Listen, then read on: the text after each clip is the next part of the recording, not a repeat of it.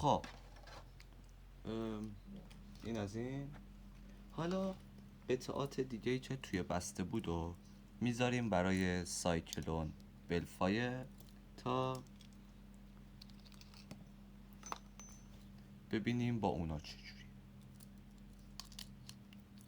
اول قسمت دیسک سورد والتریک و محور ورلد اسپرایزن رو میذاریم روش. این شکلی میشه و بگم که این قسمت فقط روی فرفرای دینامیتی فصل 6 فقط وقتی وصل میشه که اونا رو حالت بالا باشه. حالا ببینیم چجوریه.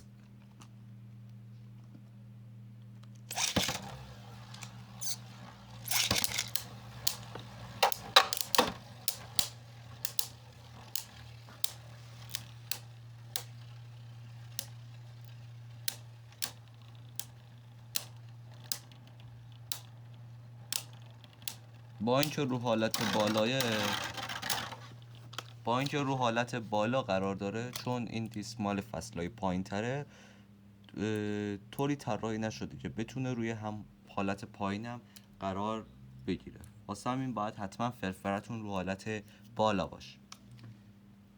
حالا محور بعدی محور تهاجمی مونه.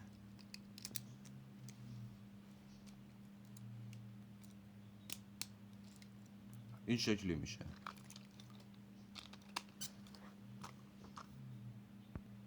هیگ اسپیدو که به یاد دارین، قوی ترین فرفره من که توی ویدیوی بررسی قبلی که مال ریوای فینیکس بود نشونش دادم. حالا میخوام الان قدرتشو نگاه کنیم.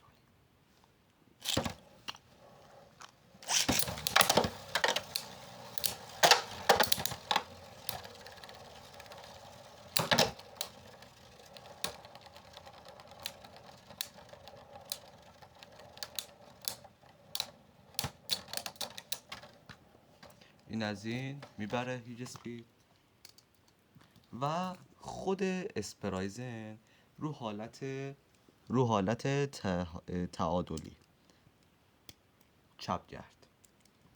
بریم ببینیم اسپرایزن میتونه ببره یا نه. یه زمانی اسپرایزن میتونه هیج اسپید رو شکست بده، ولی هیج اسپید دوباره تونست شکستش.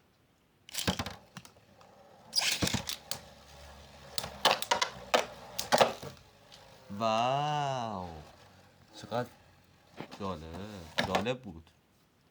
و بله این بررسی امروز تمام شد. ویدیوی بررسی بعدی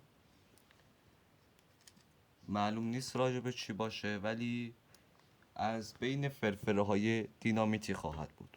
خدا نگهدار.